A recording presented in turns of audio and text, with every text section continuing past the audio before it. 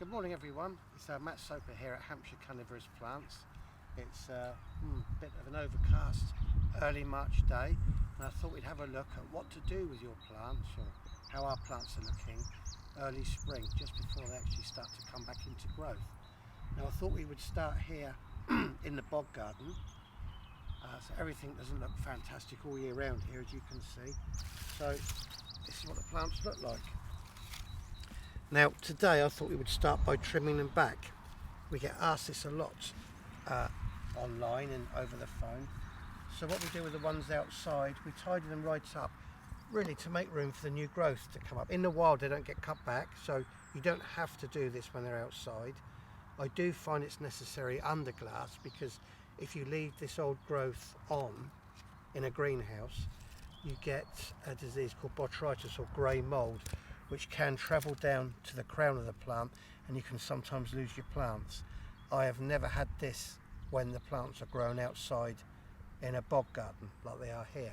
But to get really nice looking plants, it's good to remove this growth so the pitches get a chance to come up straight and they get lots of sun as they're forming, and they look really nice. They look a lot better as well, and to be honest, it looks very untidy.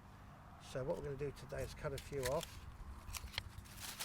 You can take quite a few at a time, mainly removing the dead bits at the top.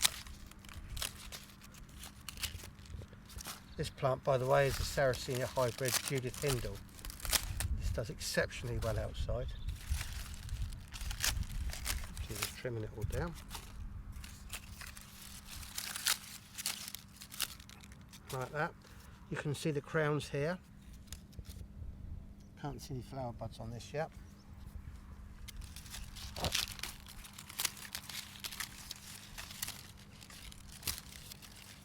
Now, in good old Blue Peter fashion, is the bog over here we did earlier.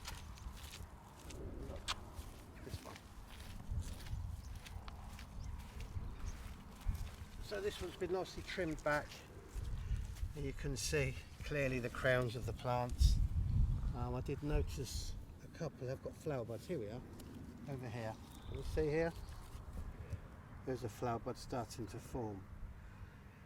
The problem we have, I find, over here, or where we are here near Southampton, is that the flower buds can sometimes form fairly early, but we do sometimes get these late frosts well into April, sometimes early May, and that will sometimes burn off these flower buds, which is a real shame, but it can't be helped if you leave the bog open to the elements. What you could do to prevent this would be to cover over with horticultural fleece when there's a chance of a frost, and that would do the job for sure. But I thought we'd look at a few more things that are just starting to come into life. If you have a little look down here, this is great. This is Drosera filiformis. Can you see the new growth coming in here? And this one over here, it's really getting going now. Really big plant. They grow. I find they grow much quicker out here than they do under glass, actually. What else is moving? Over here, it's a Venus flytrap. It's overwintered, hasn't started growing yet. This is a Drosera scorpioides I tried, and it looks like it's gone, to be honest, which is a shame, but I gave it a go. This is another flytrap here. This produced huge traps last year, and it's gone right back to type. I can see just the start of some new growth down in the crown here. And along here, back on this one again. I mean, these are obviously going to grow. Being British natives, this is Drosera intermedia, which is starting to come into growth. You can see here. And here's a small rotundifolia. And this is another intermediate, it's a little bit more advanced. You can see it just here. Now if you have a look at some other plants, which I know what they are. This here's Brooks Hybrid. Really put on some huge crowns. Look at this here. This is going to be a cracker, and it's healthy, really well rooted in. So much bigger than it was when it was first put in. There's another Brooks Hybrid here. And this is a nice lightly veined North Carolina flower bud. Can you see the flower buds here? A couple of inches high. Doing really well. This part of the bulb I've given a trim back, but if you look at the rest, there's a lot to cut back yet. So there's still plenty to do. As I say, it does need doing, just to tidy everything up and make room for the new pictures to come through. Right, now that's out in the bog garden. Let's have a look in the greenhouse. Right, we're in a greenhouse here now. Just to remind you, it's the 10th of March. This is unheated, completely unheated, so we've been down below freezing a few times over the winter months, and everything's starting to come back into growth. Now I really want you to see this just to show you how far back they can go. This is all last year's growth here, left on this Drosera dichotoma. And when they start to die back, it's very tempting to bring the plants indoors in the warm, thinking, oh, my plant's dying, but that's the worst thing you do. Just leave them out and they start to come back into growth, as you can see now. This one's a bit further behind. Don't panic, they're still coming through. Can you see here? Here. This is the new growth. This one's further behind still. This is dichotoma giant. Just one or two leaves just starting. Now, if your plants aren't coming up, it doesn't mean nothing's going to happen. There's still time yet, depending where you are and how warm it's been during the days. I mean, look at this one over here, for example. Virtually nothing at all. It's just, I'm sure there's signs in there somewhere I can't see from here. And it will soon be sprouting out like this one. So that's the Binata type plants, and that's how your plant should be looking. So not fantastic, but there's time yet. And just to show, this one over here looks the most advanced. This is a dichotoma form. Fantastic. Loads of new fronds coming on it, and they look great at this time of year. If we have a little look up further through the greenhouse, these are our show Sarracenia, and a lot of them have been repotted, and a few of them are showing signs. Can you see it's quite a tall flower bud there? And that's form of Michiana hybrid. We move further up through. And by the way, just so you can see, we are standing them in rainwater now. They're in a couple of inches because they're big pots. If these were in 9 centimetres, they'd be in about an inch or 2 centimetres of rainwater. So we've just started watering this week, 10th of March. Now you can't set your clock by this, it depends on the weather. Personally, I think the weather's warm enough now to stand them in water. We've been getting daytime temperatures in here, when it's closed up, of the mid-20s, although it's still, early March. It's warm enough to stand them in water now, I feel, here. Look up through, there's some really advanced here. And when they're putting their flowers up, you see here, they really do take up quite a lot of water. So it's good to keep them well hydrated. Another thing we can go through while we're looking at the plants at this time of year, leave the flowers on or cut them off. I'm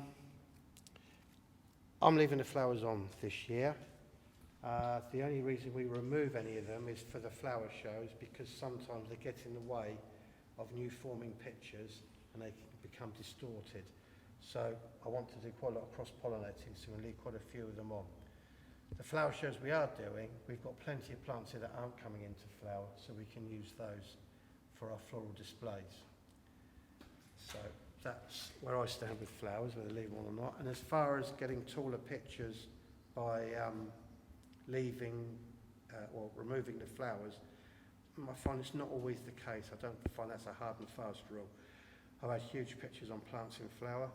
I've had really big pictures on plants that have had their flowers removed. So I don't think that's necessarily the case. Looking up through, you can see there's a lot of growth coming under now.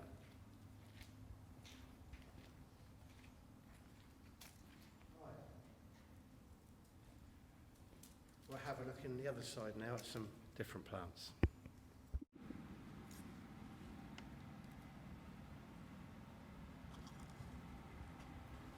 Now I wanted to have a look at this group of plants because they're rather interesting because they've retained a lot of their foliage from last year. And the plants we were looking at out in the bog garden, you'll notice the taller ones, they were just left with phyllodia, or their winter leaves, but they were completely devoid of pictures. Whereas these purpurea forms, there is also some courtiers, which are Citacina crosses with purpurea, retain a lot of their foliage over the winter, and I tend to leave it because it's absolutely fine. You can see this heteroform of herb here. Pitchers look fine, really nice looking plant. And the addition of new pitchers will only add to the look of the plant, so I would leave those. This is a really big Chipola giant, same case, huge traps, really nice plant. These are last year's. It did produce much bigger traps than this last year, but it will fill out really nicely. It's another Chipola giant. Again, another one that's kept its traps from last year. Look great. So going back to the ones that died back, you can see here, this is a flower variant of the Gelli. This has lost all its pictures, but we've left the phyllodia on the plant. That's what we usually do. Sarracenia minor. This is a really good tip. I find the traps on these are virtually biennial, and I would leave these on there. The longer I find you can leave the previous year's pictures, the bigger traps you get on these plants. And I find that's pretty reliable with Sarracenia minor, especially the Orchid giant like these. And I've tried it over a number of years and it definitely works.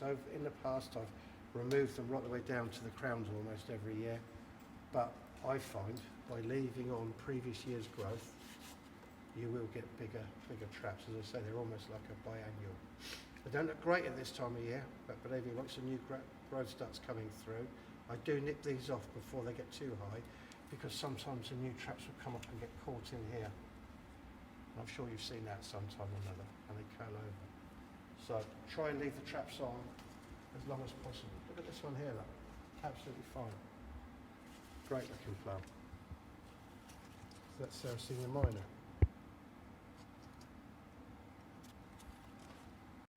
Our Drosera binatiforms are really in growth now, as you can see here, our sales plants. They've got young leaves forming on them already. They're quite advanced, much more advanced than they were last year. You can see this one's starting to make a move. This is Binatiform multifida. These are being sent out now.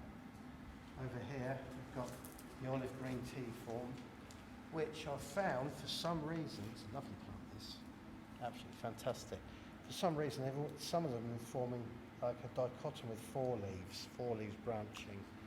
And they've been like a Binata typical form for years. You see here. And these are actually from root cuttings, so it's the same plant, but they're forming these 4 points opposed to 2, which is a bit strange, but I'm sure some of you from Australia will have no doubt seen this before. This is what most of them are like, this. And this one's from root cutting, same plant, starting to do this, so quite interesting. So that's how the Binatas are looking.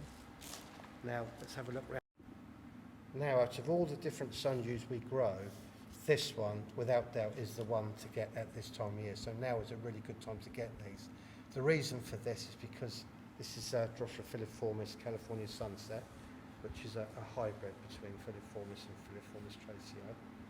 If you get them now, they get sent out in a post and they'll form their new fronds under your conditions at home. Whereas once they're up, no matter how carefully we wrap them, they do tend to get a bit sticky and messed up, which is a real shame. So if you get them now, the plants will form the fronds under your conditions, and they're a great subject for macro photography while they're doing this. You can see it here as the fronds are unfolding. So a good one to get now, I mean right now. This is filiformis. When it's just forming, they look very, very similar to California Sunset. You can see them there. So that's a good one, it's really worth getting now. Okay, so we'll take a look at the Venus flytrap, or Dinea muscipula. This is the one we get asked about most. They're often grown year-round indoors, and sometimes with reasonable results, but a lot of the time people find they don't perform that well. So at this time of year, ours have yet to come back into growth. These plants have experienced a light frost, and believe it or not, all the foliage on them was formed last growing season on these plants here. So you can see the life that's left in the middle. This is the dead growth from last year, which can be removed. and they're just starting to show signs of movement in here. These are new traps starting to form. So bear with them, keep them in the rainwater from now on, and they'll start to come back into growth, and they look really good in a couple of months' time. It is a good time at this, well, they haven't got it on here now, but I was going to say it's a good time to remove flower buds, but our plants have yet to form any. Now, with Venus flytraps, if you've got young plants this size, it is a good idea to remove the flower buds, as these do tend to take quite a lot of the energy from the plant, and you'll find you get less traps on the plant if you let them flower. So that's a good tip to remove the flowers from them. Let's have a look at some of the other forms we have further up the greenhouse. Okay, here are some other flytrap forms on the nursery. This one's UK sawtooth. You can see it's just starting to come back into growth. But these traps, which it held over the winter, are fantastic. Really vivid colours, and they look great, even though they've had a bit of a frost. Other varieties we've got here. This is a red piranha, which is starting to show signs of growth. Really, really dark burgundy colour, this one. It's a beauty. A bit slower finding some of the others. And lastly, another one is a werewolf, which is very unusual, short traps. And again, just starting to come back into growth. Now, I hope that's given you a bit of an idea of how our plants are looking, and hopefully put your minds at rest on how yours are. So as you can see, they're not fantastic at the moment, and give it a couple of weeks and things will really start moving. But I wanted to put this video on YouTube because we've been asked so much the last couple of weeks, and people have been really worried about their plants, thinking they've died or they're not doing much. It's just a little bit early yet. Give it time, be patient, don't start moving around all over the place. Make sure they're getting plenty of sunlight, or their temperate plants are, standing in rainwater, and they'll soon start to come back into growth. Thanks for watching.